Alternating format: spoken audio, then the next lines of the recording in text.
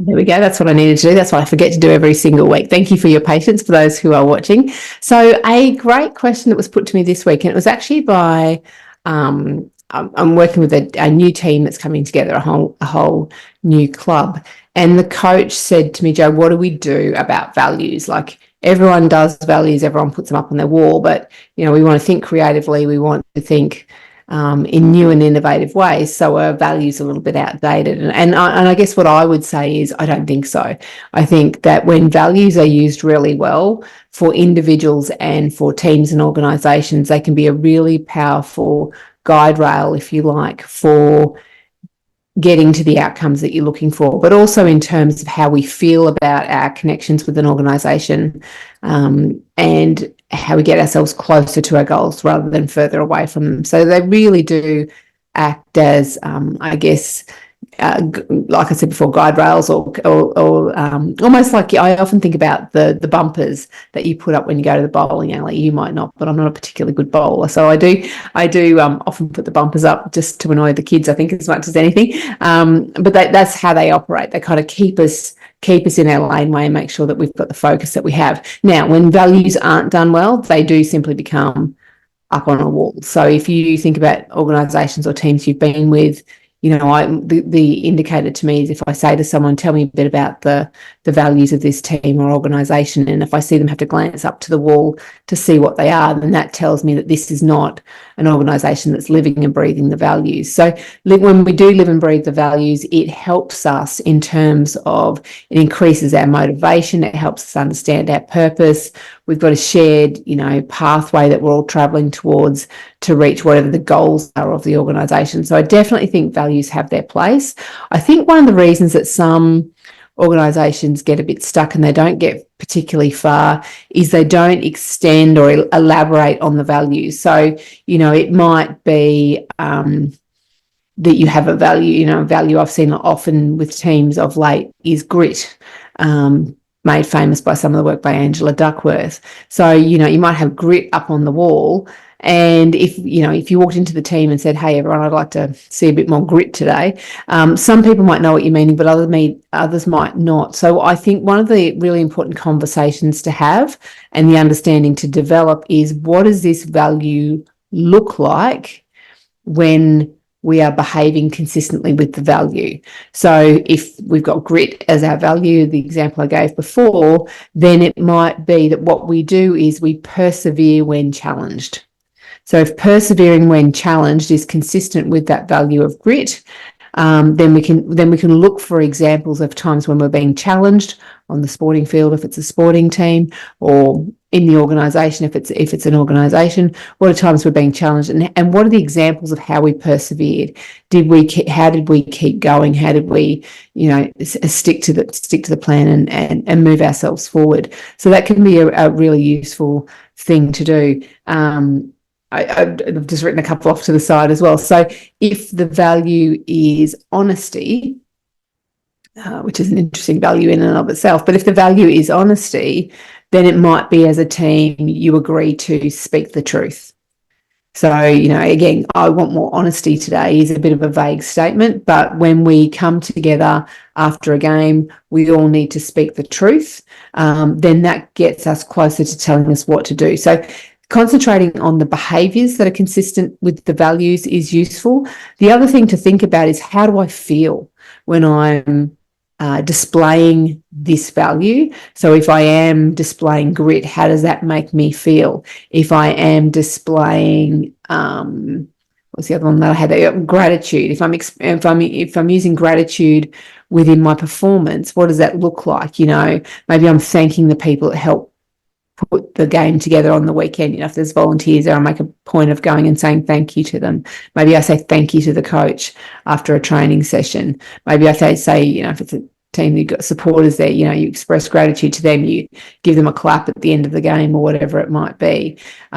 So we want to know what those things actually look like, and then particularly how they make us feel is another important part of it, because if that feeling is one where it's sort of enhancing our well-being, helping us feel motivated, helping us to feel inspired, all of those things, then we know those values are probably going to get us closer to goals as well. I will make another point on gratitude, and I know you've possibly heard me speak quite a bit about gratitude.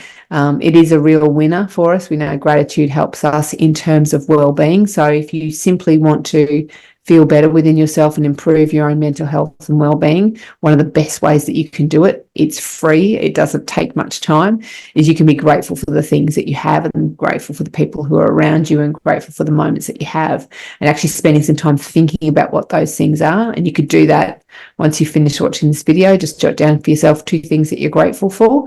And I'm grateful that I remembered to press the record button because I didn't do that the other week. And I'm grateful I got to have lunch with my 2 sons today. So I was very grateful to spend that time with them. So there's 2 things I'm grateful for today. So one of them is a work-related thing, one of them is a personal-related thing. But what we do is that when we think about the things that we are grateful for, and I guess that extra element there, and this is what we see in the new research coming through in positive psychology, is in addition to being grateful for things and people and experiences, the ability to savor those experiences. So I'm probably not going to savor the tech as much as I might savor my memory of lunch today. I might think about how nice it was to spend time with them and what we talked about and what we laughed about and those sorts of things. So gratitude and savoring consistently help us in terms of well-being. But the other important thing for us to think about in terms of performance is we are seeing increasing evidence coming through from the research showing that gratitude is a performance enhancer. And I've written about that before. I've talked about that before, but I always like to remind people of it because it's such a simple thing to do. People try to sometimes make these things quite complicated, and we really don't need to. So stopping and reflecting on the things that we're grateful for is a real winner for us in terms of well-being, but also in terms of performance. So I thought that was a really good little question that I got asked there about, is there still a place for values? Because I guess I don't think of that as a question because I believe that they are really important. So it was good to have that thinking challenged and had to have me articulate that. But I think where values really have their place and their importance is that they help us to understand what it looks like when we are demonstrating those values. We want to make sure those values align with our team or our organisation. We want to make sure those values are going to get us closer to our goal rather than further from our goal. But it really is useful for us to think about, what does it look like when we're displaying these values, and how does it make us feel? And that will really help you to understand if those values that you've picked are actually the true ones that will be consistent for you. Just in some other news as well, because it's only just arrived. I haven't shared this anywhere else yet, so this is the first time that I've shared it. But look, it's just arrived. Copies of Belief. Now, before anyone who's bought the pre-release gets too excited, these aren't the initial sales copies. These are the sample proofs that have arrived. But the good news is that the order is in for the those who've ordered for the pre-release. Of course, there's extra ones there as well. And as you can see, I can't sell these ones. It's got a big not for resale sticker across it. It genuinely is a proof. But yeah, I'm really happy with how they've come out. So you can see the books here. It's real. So if you haven't secured your copy of Belief yet and you would like a copy, the pre-release pricing is still there until the copies arrive, and I'm hoping it'll be a week. And then they'll be here, and then I'll be able to get those out to people. So if you want to get yourself a little bit of a bargain, you can if you jump onto my website or anywhere at the moment, everything links into the pre-sale pricing. Otherwise, that will just go to normal pricing. Once it's live, and it goes out for worldwide release, which will happen later this month. But anyway, so just wanted to share that. It's arrived. Let's get excited when they arrive. Hope you are having a good week. If you have any questions for me, please feel free to send them through, either email them to me or send them through the group. You can do it in the little chat there on the Facebook page, or you can send me a private message if you prefer to do it that way.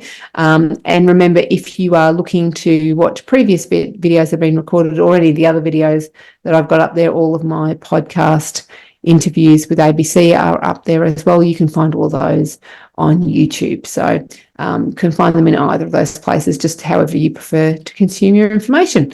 All right. Well, I hope you have a great week.